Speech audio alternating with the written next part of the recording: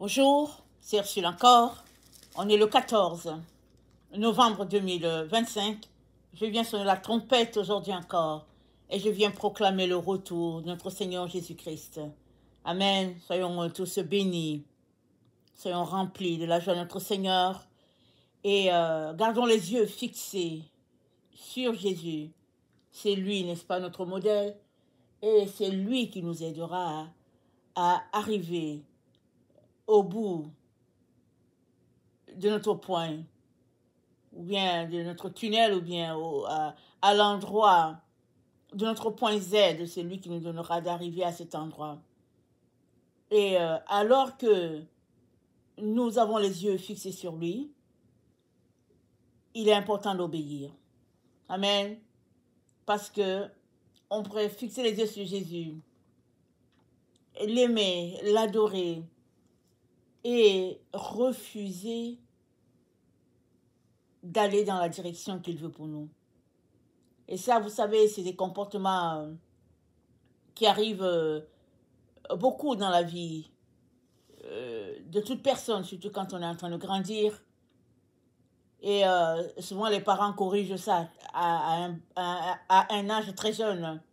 Alors, tu dis à l'enfant de laver les assiettes, mais l'enfant ne veut pas laver les assiettes et puis il va aller balayer.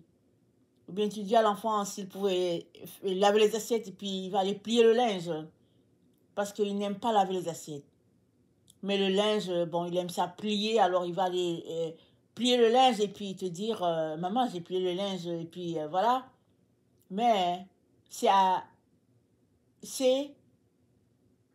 que tu lui as demandé de laver les assiettes, c'est pas de plier le linge. Il serait donc important de corriger ça, de dire merci à l'enfant, mais de lui dire qu'il faudrait qu'il aille toujours laver les assiettes. Parce que ce que tu as demandé n'a pas été fait. Et c'est sûr que l'enfant sera frustré, mais à la longue, en tant que parent, tu auras enlevé un caractère qui veut s'installer dans la vie de l'enfant. Surtout que nous vivons dans une époque où et les enfants et les adultes sont éduqués à désobéir. L'enfant est éduqué à désobéir à ses parents, à faire le contraire de ce que les parents demandent. Les adultes sont éduqués à aller contre ce que Dieu aimerait. Et toutes sortes de programmes est mis en place pour détourner la pensée humaine de ce qui devrait être et pour reprogrammer la pensée humaine de telle sorte que ce que Dieu mentionne comme désagréable, ces différents programmes les font passer comme quelque chose d'acceptable, quelque chose de socialement acceptable, quelque chose de potable, quelque chose de bien. Et on est dans ce temps où on doit rester ferme à ce que Dieu a dit. Et ce n'est pas facile, mais c'est la clé pour pouvoir se sanctifier et demeurer et dans les grâces du Seigneur. Parce qu'il nous dit dans Malachie 3, Malachie c'est le livre avant Matthieu, il nous dit dans Malachie 3, il dit, voici, j'enverrai mon messager, il préparera le chemin devant moi. Et soudain entrera dans son temple le Seigneur que vous cherchez, et le messager de l'alliance que vous désirez, voici, il vient, dit l'Éternel des armées, qui pourra soutenir le jour de sa venue, qui restera debout quand il paraîtra, car il sera comme le feu du fondeur, comme la potasse des foulons. Il s'assiera, fondra et purifiera l'argent. Il purifiera les fils de Lévi. Il les épurera comme on épure l'or et l'argent. Et ils présenteront à l'Éternel les offrandes avec justice.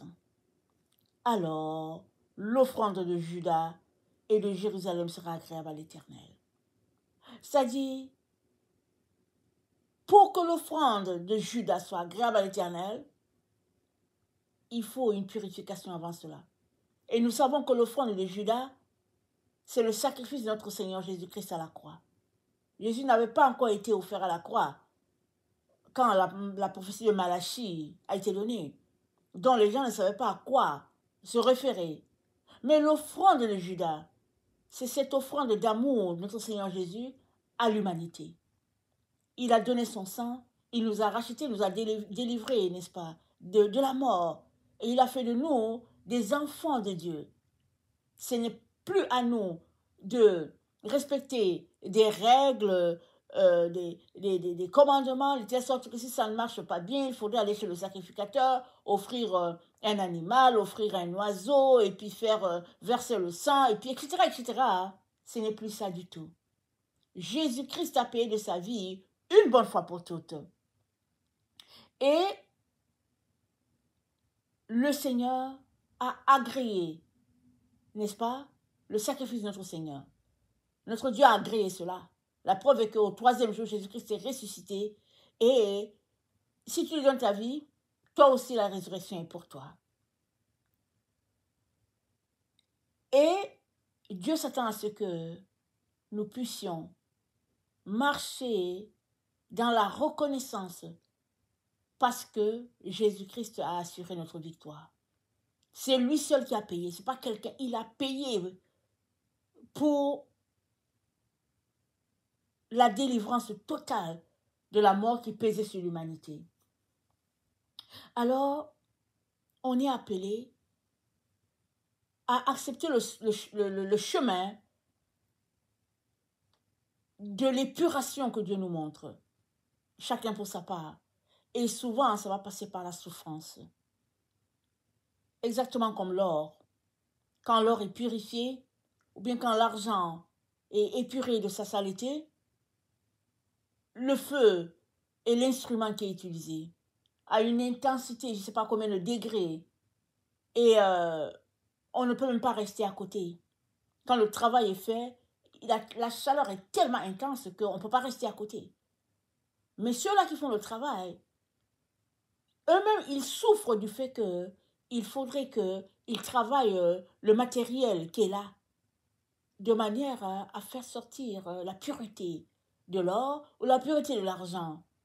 Et une fois que le feu fait tomber tout ce qui est sale dans le feu, n'est-ce pas? Le feu fait tomber tout ça. Une fois que le feu tombe, le feu fait tomber tout ça, ce qui reste, c'est ce qui est pur, ce qui est sain. Et avec ça, on va le peser et on va dire, voilà ce que ça vaut. Et ça sera l'or qui est épuré, ça sera l'argent qui a été épuré. Et Dieu compare sa sanctification, sa purification dans nos vies à ce qui se passe avec l'or et l'argent. Et nous sommes appelés à ne pas refuser ce travail-là que Dieu fait sur nous. C'est un travail pénible, un travail difficile pour notre corps, parce que notre corps est fait de chair, et Dieu comprend ça. Mais dans nos moments de souffrance, nous ne sommes pas la seule. Dieu est là avec nous. Il vient nous soutenir. Il est donc très important qu'on ne puisse pas refuser ce processus. Souvent, on est très content d'accepter le sacrifice de Jésus parce qu'on n'a rien fait. On est content d'être sauvé par grâce, on est heureux. Mais après ce temps, vient une autre étape. L'étape du renoncement à soi. Et après l'étape de la sanctification.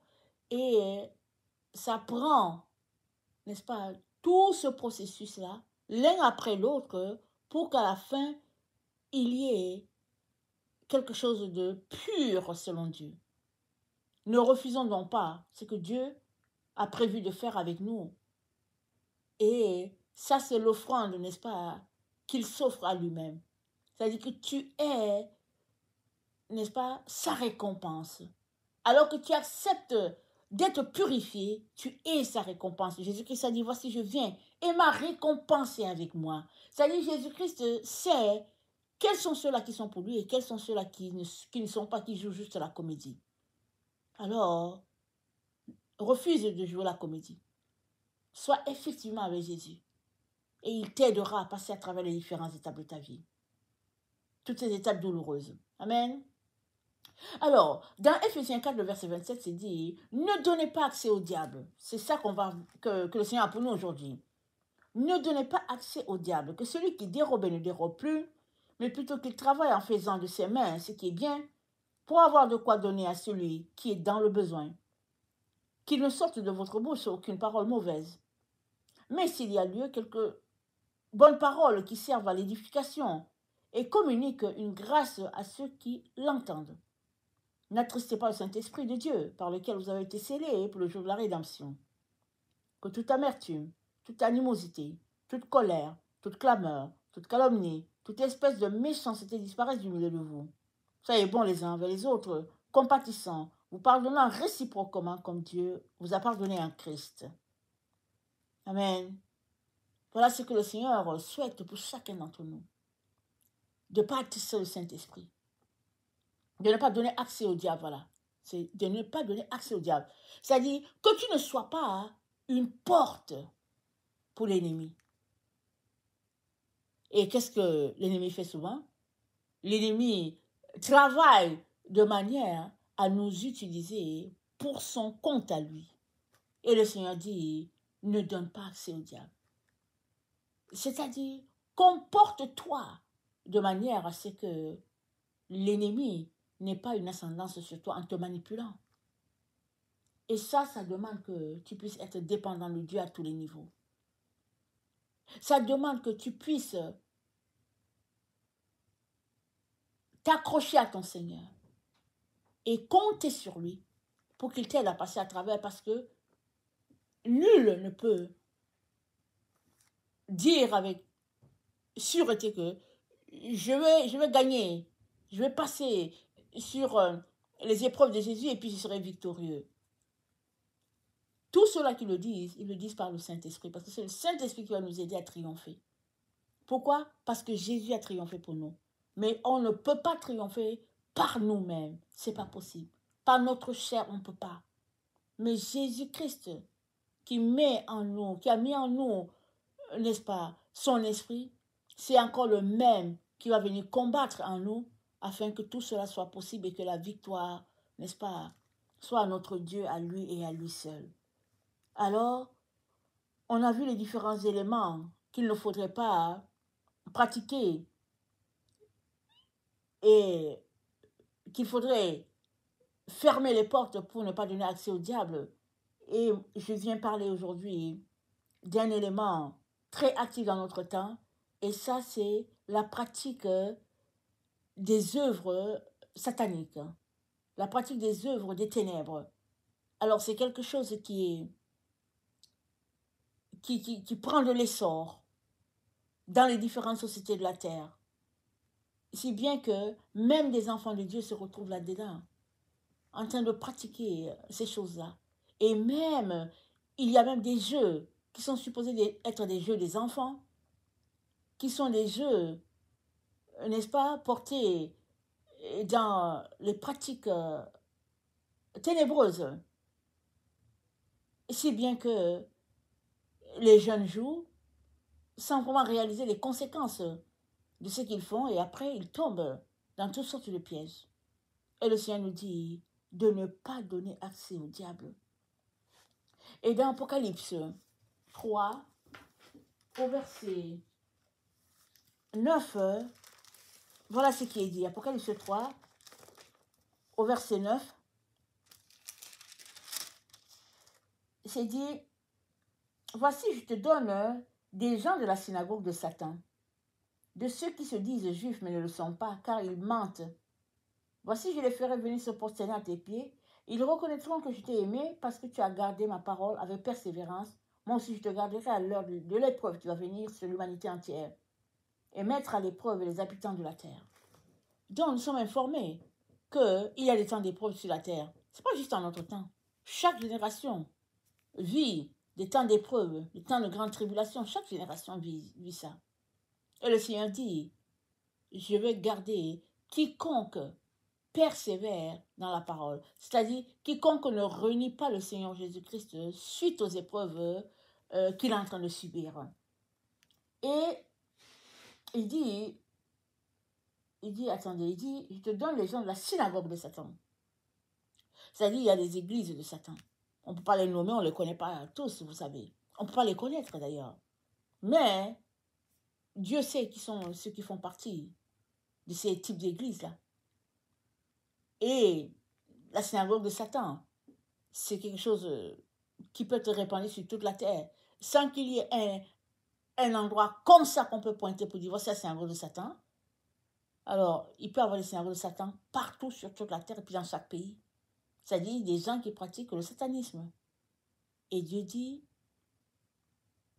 il dit, je te garderai. Toi qui ne pratiques pas le satanisme, je te garderai. Et les gens vont savoir que je t'ai aimé. Pourquoi? Parce que notre marche avec Jésus, c'est une marche d'amour. C'est juste une marche d'amour. Il nous a aimés et en retour, on a décidé de l'aimer. Et tout ce qu'on fait pour lui, ça ne peut jamais payer ce qu'il a fait pour nous. Mais notre fidélité à lui, n'est-ce pas, confirme tout simplement que on l'a choisi et on a décidé de subir tout ce qu'il y a à subir parce qu'on sait que c'est lui qui est notre Rédempteur et puis notre Seigneur et Sauveur. Et dans Apocalypse 2 au verset 13, c'est dit, je sais où tu demeures, c'est là qu'est le trône de Satan. Mais tu restes attaché à mon nom et tu n'as pas renié ma foi. Même au jour d'Antipas, mon témoin fidèle, qui fut mis à mort chez vous, là où Satan demeure. Donc il y a des endroits comme ça spécifiques, on dit Satan est là, Satan est ici. Mais Antipas, il n'a pas renié le nom du Seigneur. Il est demeuré fidèle. Malgré tout ce qu'il a subi, il est demeuré fidèle. Et le Seigneur dit, je sais là où tu demeures, là qu'est le trône de Satan, mais tu restes attaché à mon nom. Il donne l'exemple d'Antipas. Et dans ce lieu où Antipas a été tué, n'est-ce pas, il y a d'autres personnes qui pratiquaient la doctrine de Balaam et de Balak. Que faisaient Balaam et Balak? Alors, ils tendaient les pièges à Israël afin qu'Israël puisse tomber. Et si on ramène ça dans notre temps, c'est un type de comportement d'hypocrisie. On fait comme si on est avec la personne. Et puis, par derrière, on met en place des plans pour faire tomber la personne. Et le Seigneur associe ce type de comportement à une porte ouverte pour les pratiques sataniques. Parce que le sataniste, tu ne sauras pas forcément qui il est. Mais il se pourrait qu'il soit juste à côté de toi. Et pendant que tu as confiance en la personne et que tu bâtis avec la personne en arrière bâtit pour te détruire. Et c'est ce comportement que Dieu mentionne, n'est-ce pas, en disant, ne donnez pas accès au diable pour ce qui concerne les pratiques ténébreuses. Et quelque part dans la Bible, c'est dit les profondeurs de Satan. Donc, il y a des personnes qui choisissent les deux camps. Ils sont et dans les profondeurs de Satan et avec Jésus. Tout le monde pense qu'ils sont avec Jésus. Mais eux, ils savent qu'ils sont avec Satan. Et Jésus sait qui lui appartient. Les autres ne savent pas. Alors, les autres leur font confiance en disant, ah, moi, c'est mon frère en Christ, c'est ma soeur en Christ. Mais dans le fond, elles sont des agents de l'ennemi qui sont là, au milieu des enfants de Dieu, tels des brebis habillés tels des loups habillés en vêtements de brebis. Et ils ne sont pas vus, ils ne sont pas décelés, détectés par les autres. Et le Seigneur pointe cette attitude-là dans la vie de plusieurs de ses enfants, leur disant de sortir de là. Pourquoi?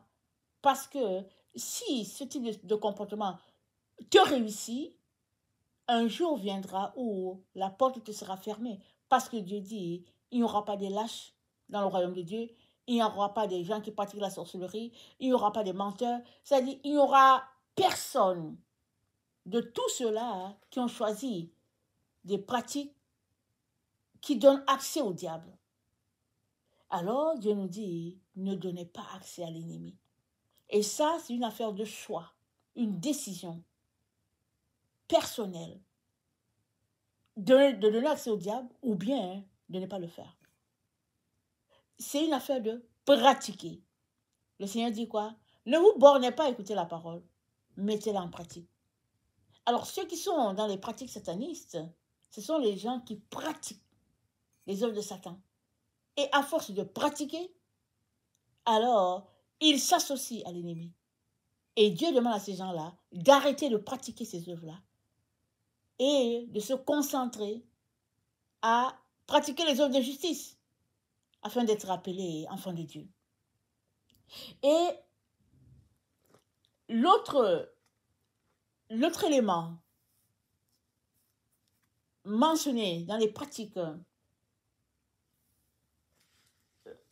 sataniques, c'est la désobéissance. Vous savez, la culture de notre temps, c'est d'éduquer les gens à être désobéissants. Éduquer les gens à faire leur volonté. Et de les manipuler. Ça, ce sont des tactiques, des pratiques ténébreuses. Et pour que son enfant ne soit pas versé dedans, Dieu dit, dans 1 Samuel 15, à ses enfants, à tous ceux-là qui ont choisi de le suivre, Dieu dit, on va lire ce petit passage. Samuel dit,